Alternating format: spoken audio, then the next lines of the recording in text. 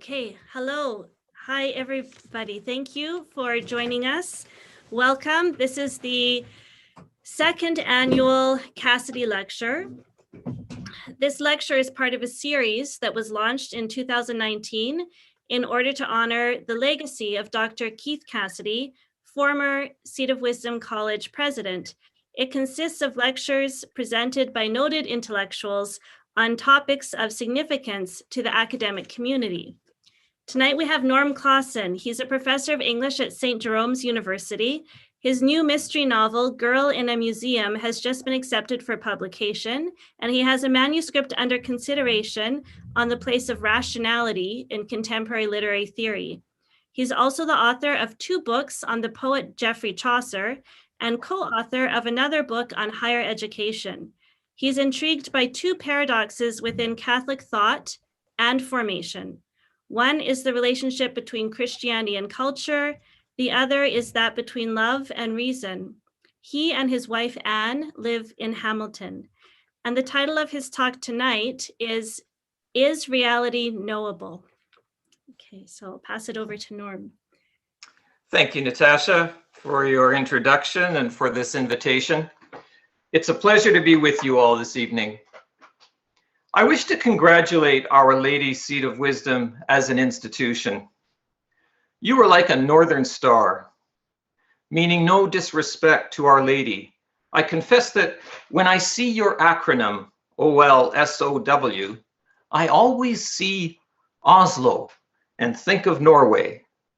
That's a happy thought for me because medieval Norway is the setting of the novel Kristin Lavransdatter. That novel offers one of the best evocations of a genuinely Catholic humanism that one could hope for. You are forging something similar where you are. And of course, we all have Professor Cassidy to thank for that. Professor, your academic career, your visionary leadership, your moral compass, your determination and self-sacrifice are justly to be celebrated. And it's a privilege for me to be part of that celebration this evening. Let's all take a break from COVID and enjoy one of the blessings for which the university was created by Christians in the first place: the pleasure of sustained thought. I can't guarantee the quality of that thought, but I intend to enjoy the shelter of the occasion anyway, and I hope that you do as well. I have 3 points that I want to make this evening. They will appear in the chat for you to refer back to. The first is that behind the appearances of contemporary culture is a vast, seemingly forgotten reality, a hinterland of Christian thought and imagination.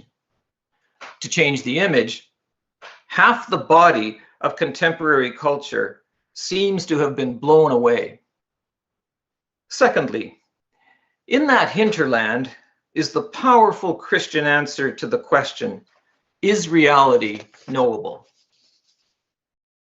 And finally, Christians should be wary of applying the popular trope of appearance versus reality to a diagnosis of contemporary intellectual culture.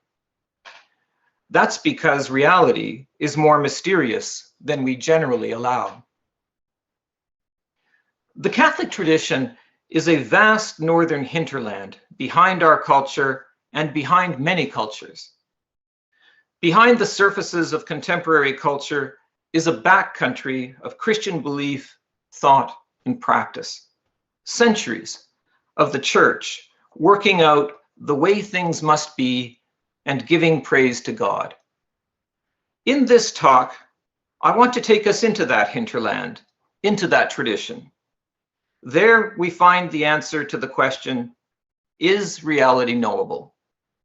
The answer rings like a bell across the ages, like the bells at Our Lady ringing across the Madawaska Valley. It fills the years and the lakes and the trees and the towns with meaning and with an invitation. Yes, reality is knowable. But what does that mean? Does it mean that Catholics have the truth? Do we possess it? Do we know reality to its core? There is a sense in which we will again want to say, yes, we know reality because we know God. Yet for that very reason, there is another sense in which we do not know reality in a possessive way, because reality participates in God. It is held in being by God. And while we know God, we can never exhaust our knowing of God. We find ourselves saying things like, it is not so much that we know God, but that we are known by him. Thomas would say that the likeness between God and his creation gives way to a greater unlikeness. Augustine would say, let us so seek as though we were about to find, and so find as though we were about to seek. We know reality, but reality is charged with the grandeur of God. Reality is a sacrament. Still, here we are at university, bent on knowing reality. I want to think about the implications of this paradox for a standard literary device called appearance versus reality. Many of you will recognize the phrase. Some of you may even now be breaking into a cold sweat as you remember high school English. The idea is that appearances can be deceiving. One must not be blinded or seduced by them. One must get past appearances to get to the reality of a situation or thing. Shakespeare's Othello, for instance, is deceived by appearances contrived by Iago to make him jealous. His problem is that once his passions are engaged, he can no longer think rationally. Now, by heaven, my blood begins my safer guides to rule, and passion, having my best judgment collied, essays to lead the way. You need your safer guides to remember to be skeptical about appearances. We encounter this trope all the time. Here's another example from popular culture. In the TV show Breaking Bad, there's a much viewed scene where Gustavo Fring, a drug lord, is supposed to be blown up in an old folks' home. In the moral economy of the show, the viewer wants this to happen. Shot from down the hall, we hear and see the explosion. But then Gus walks out of the room. From the viewer's perspective, he looks perfectly fine. His suit looks as good as ever. He carries himself in his typical upright manner, and he is acting just the same. But as he takes a moment to adjust his tie, the camera pans to view him from the front. Before he collapses, we can see that half of his body, top to bottom, has been blown away. It's a grisly, but cinematographically compelling scene. It's an example of appearance versus reality. Gus Fring appears to be fine, but in reality, he is not. That's like our cultural situation. From a certain angle, it looks fine, but in so many ways, it isn't. Half of its body has been blown away. The half that is the Catholic way of making sense of the world. To go back to the image of a hinterland, it is as if the hinterland has been laid waste by a devastating explosion. From a certain angle, from down the hall as it were, contemporary culture offers pleasing appearances. A number of these have to do with intellectual matters. Here are three. Western cultures these days have a very earnest and highly charged moral discourse. For many, it is very energizing because it is so high-minded. 2, our interface with technology is sophisticated and alluring. Phenomena from big data to intuitive machine learning generate impressive results and are encouraging thought-provoking questions. 3, Economics explains much of our world. Its doctrines seem to offer comprehensive analysis of the root causes of action. Two others confront students in the arts in particular. One is constructivism, or self-fashioning, which appears everywhere. It seems like we really do make things up as we go. So the very incoherence that a Chesterton might complain about seems to be accounted for. The other is historicism, the sense that we are locked into an ever-changing stream of time, which seems to relativize everything. Our moral discourse, our technocratic thinking, our economic explanations, our aesthetic constructivism, and our deference to history all seem very impressive and compelling. For many, they are overwhelmingly so. But appearances can be deceiving. As Christians, we know that these five are so.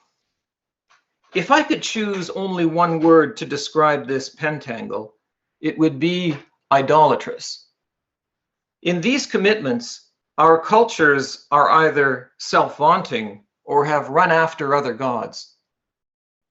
The encyclicals Laudato Si and Fratelli Tutti have both offered brilliant critiques of our intellectual values.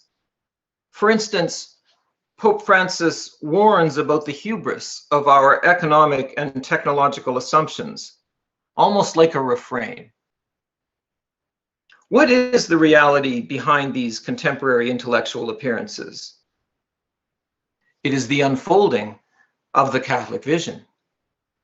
When I was a Protestant, I didn't realize just how coherent and compelling that Catholic vision is.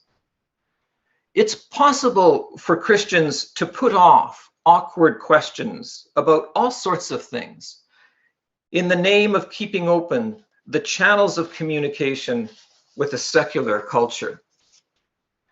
These days, secular culture is so exposed that I think many people like myself are less contorted by a desire to be open and more concerned to have something meaningful to offer, intellectual as well as spiritual water.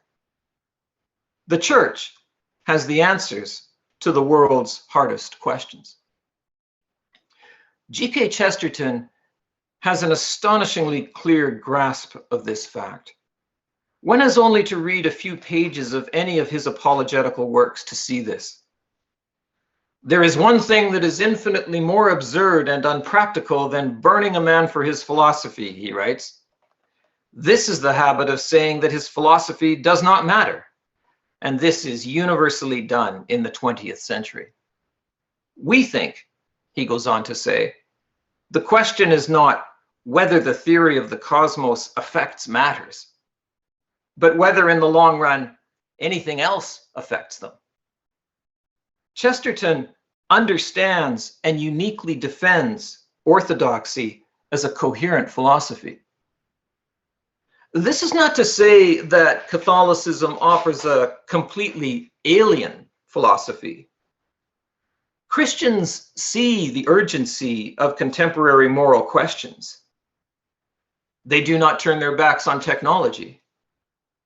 Economic matters have always figured prominently, as a glance at the words of Christ, the life of a Francis of Assisi, or the encyclicals of any of the recent popes will attest.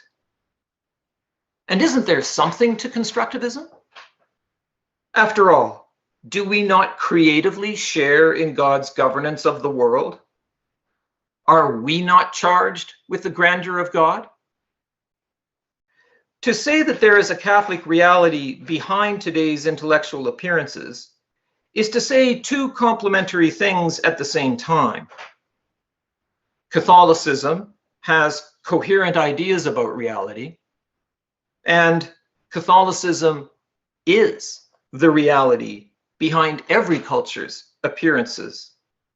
Catholicism says that there is only one Christ reality.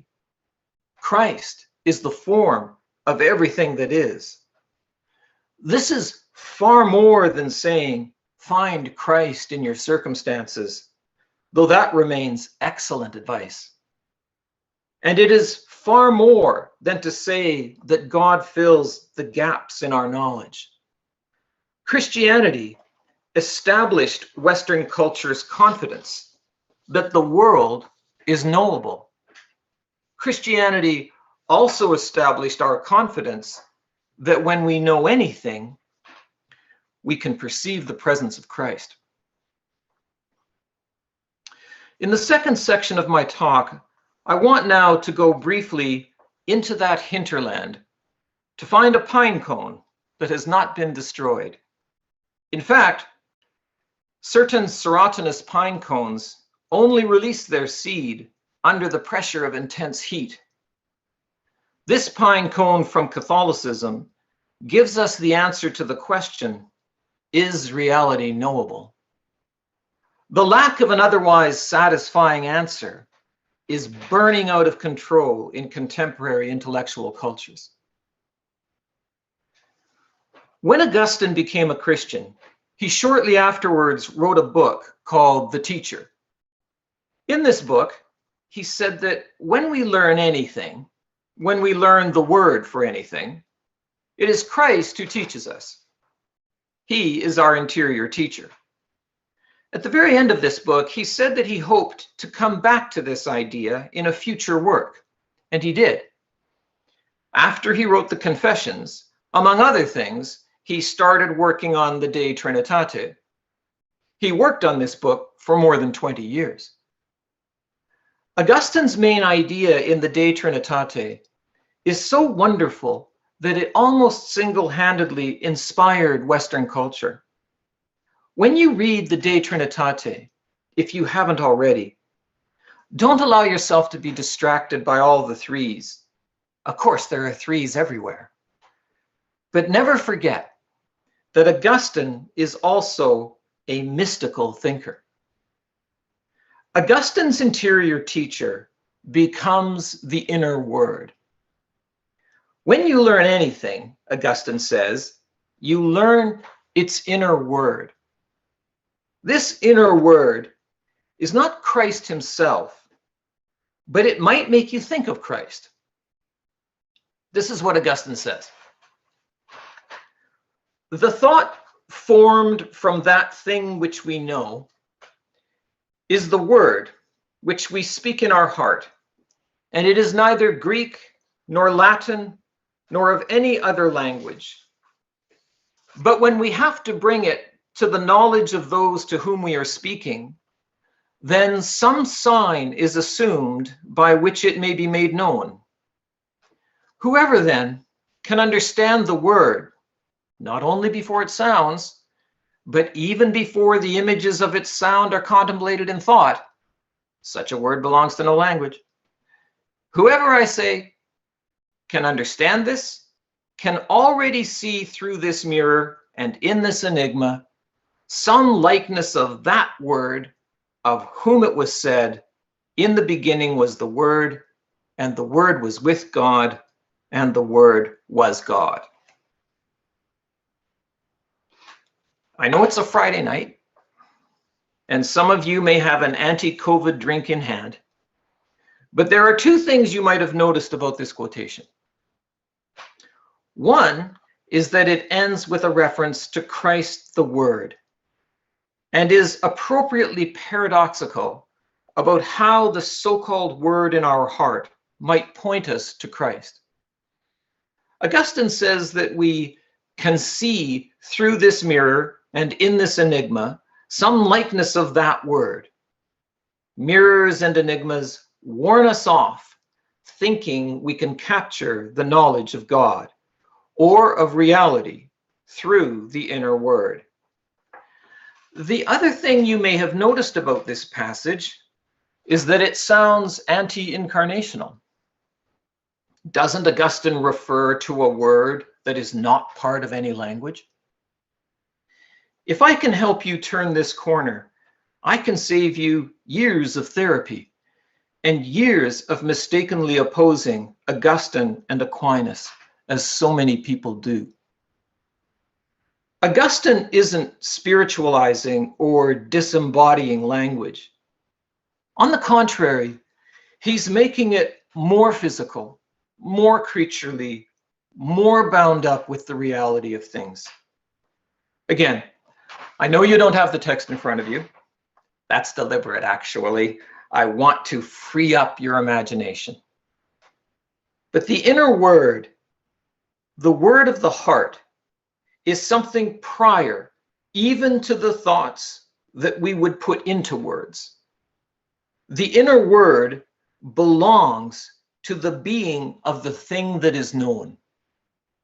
When we know it, we really know the thing. As the ancients and the medievals used to say, the knower participates in the thing known. Of course, the flip side of this is also true. We only know it in a participatory way. That is, both we and the things we know derive their being from God. The source of being is God, who sustains the universe in being. So our knowing anything can only be a participatory knowing, not something that gives us mastery. We are deceived into thinking we have such control. Our knowledge is only participatory. But nonetheless, when we know a thing, we really know it. Strangely, our knowing is both less and more, much more, than modern culture can imagine. I have always found it puzzling how people routinely defend the concepts of materiality and embodiment, which of course they have already turned into concepts. I think they must feel the vitality of participatory reality, and they identify with it so strongly that they crush it. The sense of immediacy, stimulation, and vulnerability that accompanies embodied knowing, materiality, and physicality. This is hard to express. Even the idea of defending materiality or the reality of embodied experience is a loss. To start there, all the while thinking you are rooted in embodiment itself, is at best failure and at worst idolatry. Augustine says we fall as into a kind of center. It's a center of abstract idealism. Equally bad is the notion of defending gospel principles without ever talking about Christ himself. I think people do this in Catholic higher education sometimes because what could be less objectionable than to defend love, justice, mercy? We sound like we are defending the Catholic tradition. We can even sound courageous. We may fool others. We certainly fool ourselves. We are defending abstractions. We have fallen into a center. Augustine could only ever imagine the inner word by meditating on the life of the Trinitarian God and the incarnate reality of the second person of the Trinity. He inhabits that reality by writing. It leads him to imagine that the inner word, to which the word most properly belongs, assumes words and thoughts of words, just as Christ assumed flesh, but was not consumed by it. It is Christ himself who is reality, the firstborn over all creation. This phrase from Colossians 1 is justly prominent in the Liturgy of the Hours. By looking to Christ, Augustine discerned how we know things, and yes, that we know them. What about Augustine and Aquinas? In one of his lovely little books, Joseph Pieper says this about Augustine. He is exactly right, and the reader has to follow him exactly. As the history of Christian teaching shows, Augustine's work falls more easily into the danger of being construed, or rather misconstrued, in the sense of a de-actualization and devaluation of the visible reality of creation. Yes, as we have seen, Augustine can be misconstrued. In fact, he and Aquinas alike teach us how to value creation. Aquinas reads Augustine properly. Aquinas says an error about creation is reflected in a false opinion about God. For Aquinas, and here I'm quoting Pieper, because things come forth from the eye of God, they partake wholly of the nature of the Logos. That is, they are lucid and limpid to their very depths. Again, reality is knowable, but again, too, things are infinitely knowable. We stand on the edge of an abyss. It is an abyss of light. I turn now to my third and final section. Christians should be wary of applying the popular trope of appearance versus reality to any diagnosis of their culture, because reality is more mysterious than we generally allow.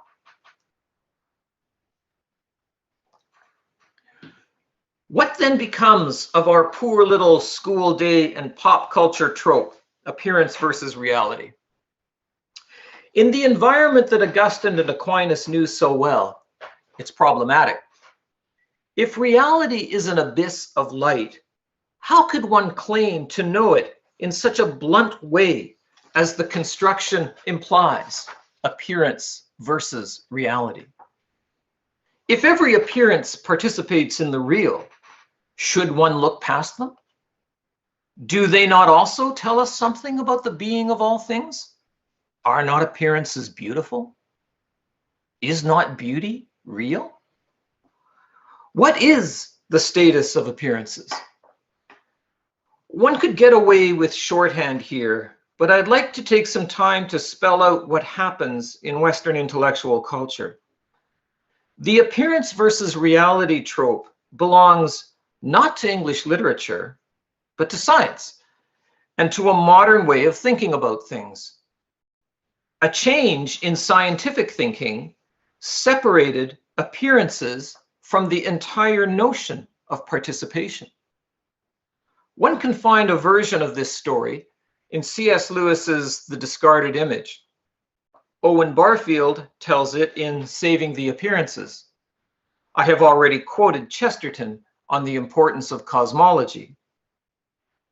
It's worth pondering why some of our most revered apologists thought so much about this change. For Plato, there were three ways or degrees of knowing. The lowest of these was through observation, while the highest was non-sensory participation in the divine intelligence itself.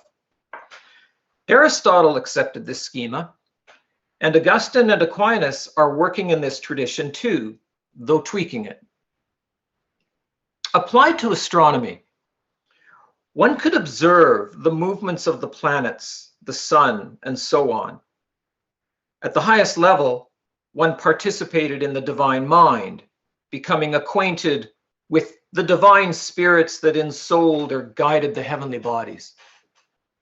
In between was a step called saving the appearances. The phrase appears in a commentary on Aristotle and was popular right through to Galileo's day. Saving the appearances meant accounting for the observations of heavenly bodies through a variety of geometrical models. The point was not which of these models is true.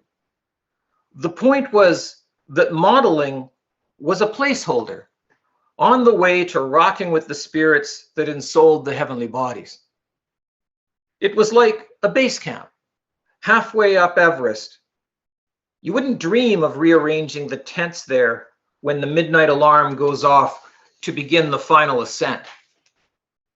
A hypothesis to us means a proposition which it is hoped may turn out to be true. For about 2,000 years, it meant a proposition, the truth or untruth of which is irrelevant. Hypotheses were useful for practical purposes, but this was sharply distinguished from being an essential part of truth or knowledge. Intellectual history in the West involves what has been called a passage to modernity. Part of this passage concerns what Galileo did with astronomy's appearances. When he developed his spyglass in or around 1610, he determined that he could confirm the motion of celestial bodies. One of the hypotheses turned out to be the right one. The issue for the church was not that Galileo said that the earth revolved around the sun. This was one of the existing hypotheses. The issue, rather, was that he removed the middle position of saving the appearances.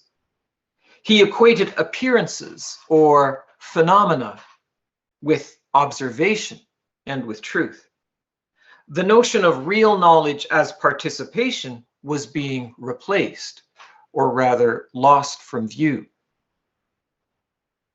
On the face of things, Galileo is respectful of an overwhelming grandeur in nature. For instance, in an early work, he says humbly that we can't know the true essence of things until blessedness. However, he goes on to say that we can know about properties, and these can, quote, enable us to philosophize better about other more controversial questions. Observation has an enhanced status. Galileo also defends Aristotle as an observer, even though his observations turned out to be wrong. If, quoting again, he had been in possession of present-day sensory observations, Galileo says, he would have been convinced by the evidence. Again, this sounds respectful, but Galileo downgrades the notion of participation in divine intelligence in favor of observation. The former was as important to Aristotle as it was to Plato. It's like the question of forms.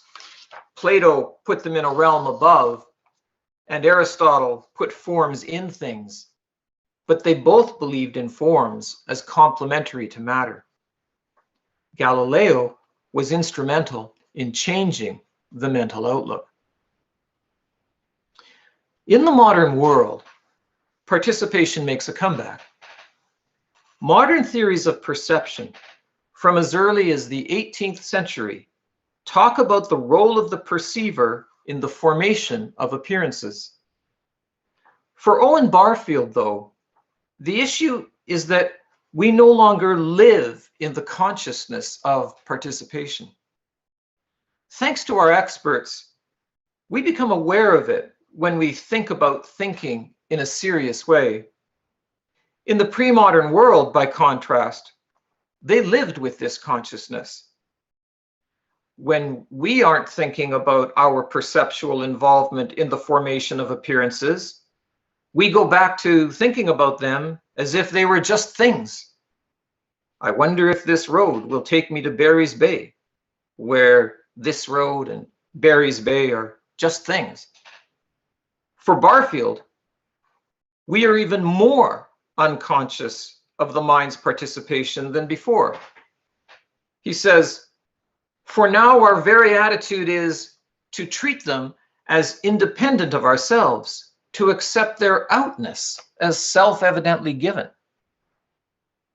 Barfield's word for these appearances that we treat as independent of ourselves is idols. The notion of unparticipated appearances is, in a word, idolatrous. The full title of Barfield's book is Saving the Appearances, A Study in Idolatry. The appearances do need to be saved. They need to be saved from becoming idols. This is difficult for us to do in the modern world. This is one reason why we go to Mass and partake in the sacrament of reconciliation. We forget that appearances are participated. We take them as unparticipated, as real in the modern sense of the word, as idols. In confession, we declare our intention never to sin again. We go to Mass to be nourished with the true food, to locate ourselves again in true space and time, and to be the true social body. This is one reason as well why Mass is an obligation. We need constant help to combat idolatry. The Church gives us this help. The so-called realities in the appearance versus reality schema are in fact simply more appearances. Oh, I thought I had arrived at Barry's Bay. I can see now that it's only Bancroft. They are therefore potentially more idols. On the modern understanding, one remains unconscious of the participation of the mind. One remains unconscious of real knowing as participation in the divine mind or word itself. The trope is not typically taught in high schools to help one yearn for participation in the divine mind. It is not typically appealed to in order to remind people that reality is just such a participation. The real is presented as the real. Because idols never satisfy, the appearance versus reality trope may, over time, make one cynical about whether reality will be found at all. Put another way, one might come to doubt whether reality is knowable. Like every bit of reality, though, the trope can have an unintended effect nonetheless. That is, the trope can give us immortal longings, just as every snowflake or blade of grass can. What Augustine achieved was to describe the nature of the participation of the knower in the thing known in the context of a whole understanding of the real as belonging to. His Trinitarian framework made it possible to appreciate the dynamics of participation as an act of imagination and consciousness. This in turn bolstered investigation of this world as a conscious endeavor. The incarnation itself, including its quality of self-sacrifice, did two things. It ratified just how meaningful embodiment could be, and it showed the nature of everything that could be known, everything that has its own inner word. Augustine spends the whole of the De Trinitate talking about what we know and what is involved in our knowing. The whole time, he drip feeds the notion of the inner word. He then turns his attention to it fully in the last book from which I have quoted. In fact, virtually all that is left for him to do is to urge his reader to join him as he turns to worship and praise God. For any created thing, this is the ultimate act of self-transcendent participation in the divine life.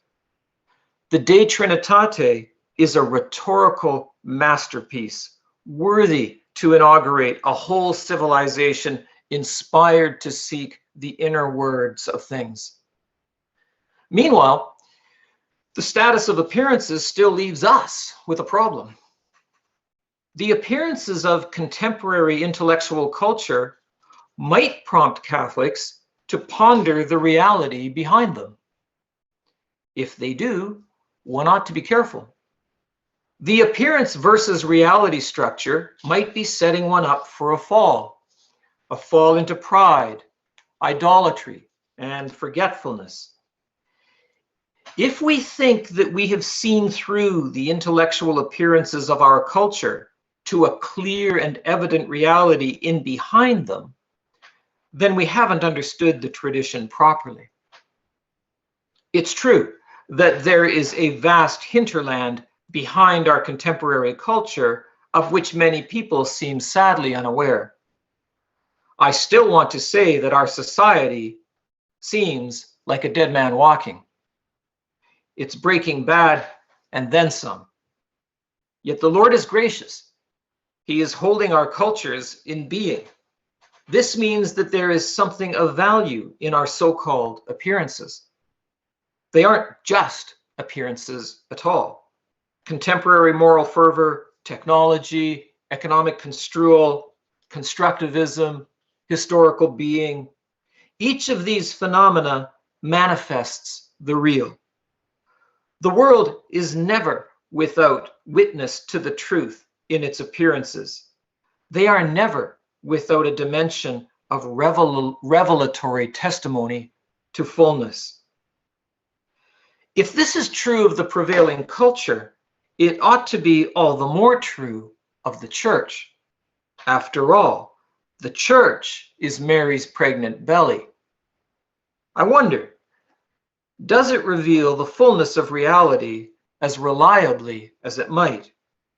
Does it organize and reinterpret the disparate revelations of the wider world? Creation, of course, bears witness, but creation is impoverished without the interpretation of the church. Within our culture's confusion are deep truths and ardent God-given desires. Only the church can be the garden in which those truths and desires can flourish. The church must be hospitable. It must nourish seedlings. And of course, the church must ultimately bear witness self-sacrificially. For God has so ordered being that it is shot through with self-sacrificial love. In the episode in Breaking Bad, just before the one in which Gus meets his end, he's talking to Jesse. Jesse is a former student of the main character, Walt, and the one who helps Walt to break bad. Yet Jesse is also a Christ figure. Christ is from the root of Jesse, Isaiah 11, verse 1. In the show, Jesse will be the only main character to survive. In the scene that I have in mind, Gus and Jesse are in the chapel of a hospital, talking about all sorts of threatening things. Behind them is a cross. It's very plain, it's on an ugly wall, and it's backlit with white fluorescent light. But it's a cross. In the world of the show, it may be one image among many. Hollywood is nothing if not promiscuous in its use of religious imagery. It's beautiful and it's true nonetheless. It is an image of the show's ultimate telos. From a mature Christian point of view, we can see that the reality behind some of today's appearances, moral discourse, technocratic discourse, economic discourse, is a blasted, incoherent philosophy of life. The mature Catholic can also see the reality that has been set aside, the reality of the coherent Christian outlook, or more simply, the Catholic tradition. If we allow that reality to hold our gaze, though, we can see that the Christian tradition attests to the fact that reality is mysterious. It is held in being by God. It's being sung into being by God, moment by moment. We can know reality, but we cannot know it completely. That recognition entails that we can never quite be sure whether the appearances of our day are deceptive or revelatory. Insofar as they have being, they participate in the divine reality, and therefore they are revelatory. We may need energy and patience to sit with them. We may need graciousness. We may need humility. It is almost certainly the case that we will need all of these things. Discernment is required. Entering into the process of discernment, entering into a practice, is at the heart of Catholic liberal arts education.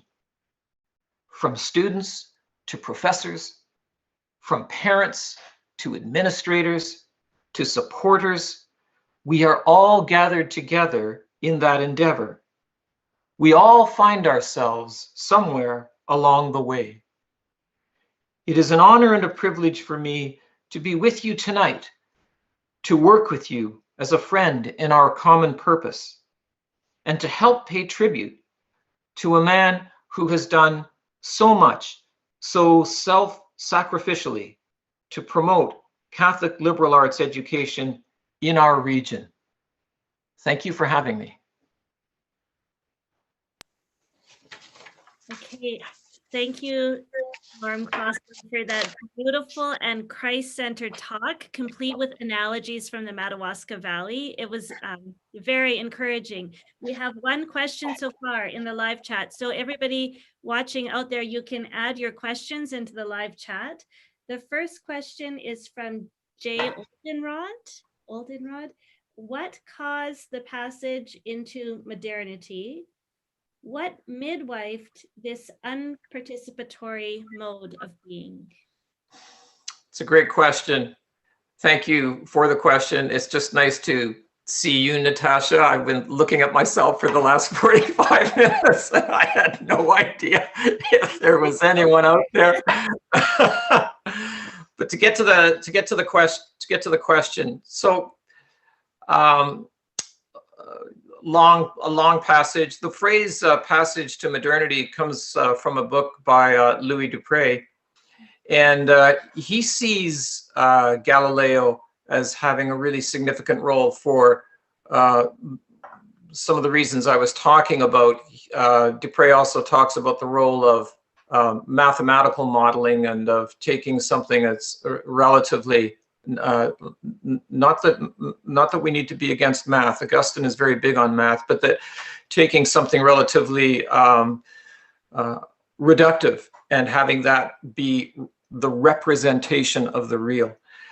Dupré will also point to what's going on in the works of Bacon and Descartes.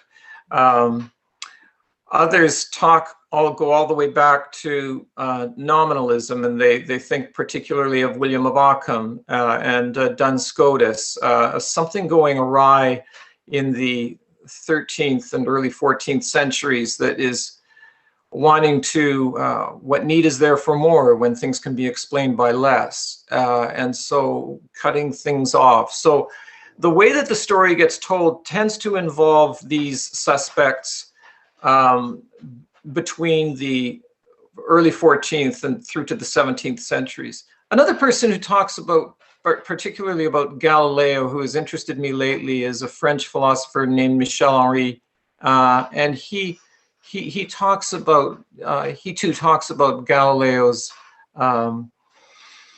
separation of things from life, and he actually, as a phenomenologist, he says that science in and of itself doesn't have anything to do with life. Now he's using life in a very particular way, but he's a provocative thinker as well. It's interesting. It makes me think of the poet Samuel Taylor Coleridge. At one point he said, "To know is to resemble, and to recognize in the other, even in a thing, in water snakes, in the Rime of the Ancient Mariner, something of life that resembles, that you resemble." So that's yes. That participatory idea. Okay, so can I comment on that before the next question? Just that, I mean, that takes us right to Coleridge's idea of the primary and secondary imagination, and again, like Coleridge is, right at the end of the 18th century, beginning of the 19th century, Coleridge is a reader of Kant. In fact, Coleridge gets credit for bringing Kant to a British and English-speaking audience.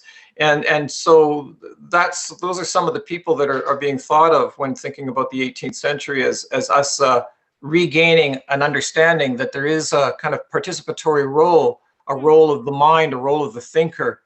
And while I'm sorry, I don't want to put off the question, but someone who's very good on this is Malcolm Guite, who has a lovely video on YouTube about just he's very good on Coleridge, he's very good on Barfield, and he talks about like the role of the imagination and the way that we do science, which yeah, it's a nice conversation. Yes, there's more that I'd like to say, but I'm gonna see there's another question. Would you say that participatory knowing completely does away with the common dichotomy between the phenomenal and the noumenal? No, I don't think that it does. And here's where I think, again, it's a very probing and interesting question. We're very near to the mystery of incarnation here, aren't we?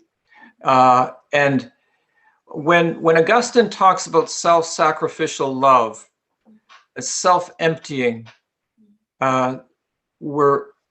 he's mindful and he's preserving the separation, the utter difference, and along the same lines, the utter unknowability of God, the utter otherness of God.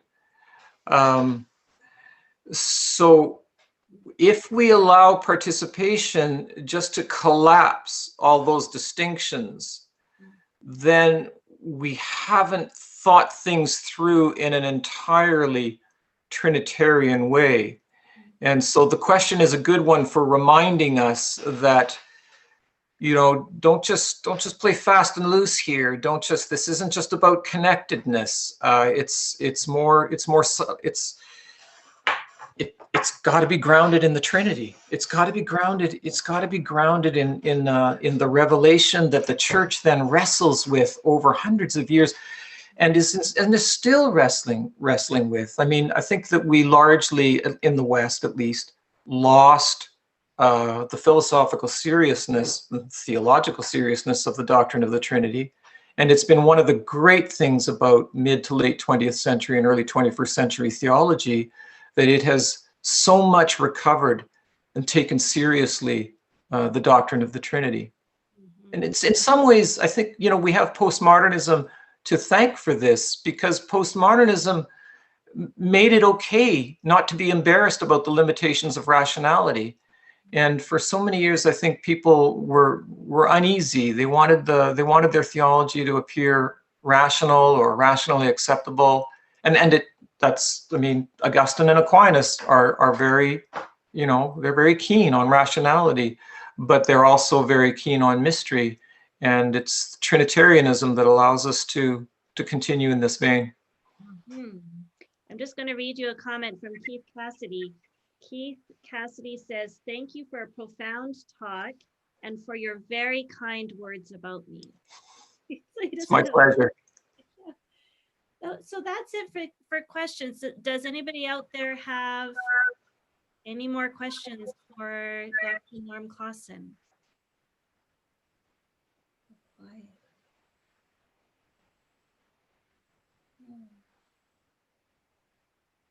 I think that's it. I think we will conclude then. I can see there are still people out there, but they're quiet. So thank you. That was really delightful and encouraging talk. Oh, it's my pleasure. There's one more. We have another? Yeah. Brilliant. Do you see a connection between our loss of participatory knowing and our loss of an understanding of liturgy as a divine dress rehearsal for bringing the holy into the profane? Yes. Yes. Yes. Yeah. Yeah, I've got to say that for me, one of the things that that drew me into the Catholic Church was the liturgy. And I know there's liturgy in Anglicanism, which is where I was, but I mean, it's part of embodiment, isn't it? It's action, and it's about it's about what you do with the whole of your person, and communally, collectively, as a group, gathered together, being the true social body, being the body of Christ. And yeah, I think that, you know, it's not accidental that for a while we cared less about liturgy in roughly the early modern period, and I do think that there is a convergence. Flannery O'Connor uses that word, right? Everything that rises must converge. I do think that there's a convergence in our ecclesiastical or ecclesial practices across the range of Christianity. People are interested in liturgy. People see that there's something going on, so they notice Lent, and they practice Advent, and I think that that's a really good thing for Christian unity, for our witness in the world. There are a few more questions that have come in now. So Maria Rylander asks, how do you bring Trinitarian theology into your English literature teaching? That's lovely. Thank you. Thank you so much. Well, you know, I wish I had done it earlier. You know, again, I think I was trying to be a little too clever, and I just wasn't able to answer some of the questions that I myself was having. And I thought, well, I got to just do this in class. I got to think like on my feet. And the most sort of practical answer I have to that is that I was at St. Jerome's. We are federated with the University of Waterloo. The large English department in the University of Waterloo has a flourishing rhetoric department, and they needed more people to teach rhetoric. And one of the courses they needed teaching was rhetoric from the classical world to the Enlightenment. And I thought, well, that seems like a fit. And so I actually teach a 12-week version of the talk that I've just given, and students are very receptive. They feel like they're getting to know something that's different from the modern era, and they feel like they're getting to know something that doesn't squelch their own creativity, their own participation, their own involvement. And they can see that it does certain things. It answers certain questions regarding the role of technology, the role of arbitrariness. I mean, there really is a lurking question for English majors. What's the value of my degree? How do I answer my parents why I'm doing what I'm doing? How am I going to get a job with this? And if you don't think that what you're doing is actually intellectually meaningful because it is just subjective, because it is just your opinion about a poem or a play or whatever, then, you know, you can feel like you don't really have much traction, or that what you do doesn't have much traction on the world. And so this way of thinking for people in the arts, I find they love it. They love it. And if you can pitch it in a certain way that, you know, you don't have to beat them over the head with Trinitarianism. But in fact, I do. In the first 6 weeks of that course, they read books 8 to 15 of the De Trinitate. They only have to journal on it. There's not a lot of high stakes stuff going on, but they read Augustine for themselves. And when we get to book 15, they get it. They get it, because at the start of the course, they think language is a tool. And they think that we always have to be proving things. And the idea that we resonate with language, that we live in language, that it's not about verification, but that it might be about belonging to, they're willing to entertain that idea. Yes, I could talk about Chaucer as well, but I think I'll stop there. it's probably very refreshing to them, is what I think. So Carl Pearsons is asking on behalf of his Tolkien course that he's teaching right now, is this loss of participation and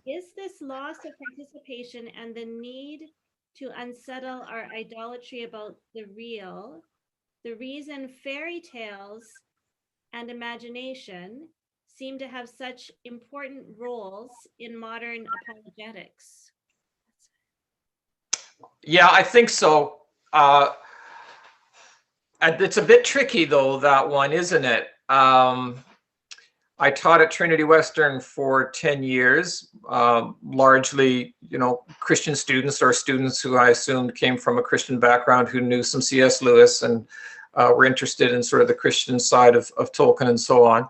And I think in my own stage of development and what I think was going on for a lot of the students, there was an openness, but there was also a sense of, well, we know, right? We know that Lewis is a good apologist. We know that this stuff is important and that this kind of frees up the imagination to, we can do some thought experiments. We can try some things on here. And it's easy to stop there. So I do think that the rigor of the world that informs this, like even in an essay like Learning in Wartime, C.S. Lewis's classic essay that he wrote just after World War II had started, it's got a little line in there about Thomas and about teleology. Well, that goes very deep. So if the fairy, the imagination, yes, it is. It's already participatory. It's already the engagement of the imagination, and they of course they are right onto it. They see the problem with modernity, but I think for the students, helping them to see the robust cosmology and ontology, or the view of the real, that's part of what they're doing, is I think an important dimension to bring to this. And I regret that I did not do better in how I brought that to my students when I was teaching that course in that context. There are no more questions. There's just a final comment from the Shinkins. A wonderful talk, worthy of Dr. Keith Cassidy. Maybe that's a good note to end on. So yeah, thank you again for being with us and giving us your time and the beautiful talk. It's my pleasure. Thank you for having me. I've really enjoyed this. Okay, good night. Okay. Bye, everyone.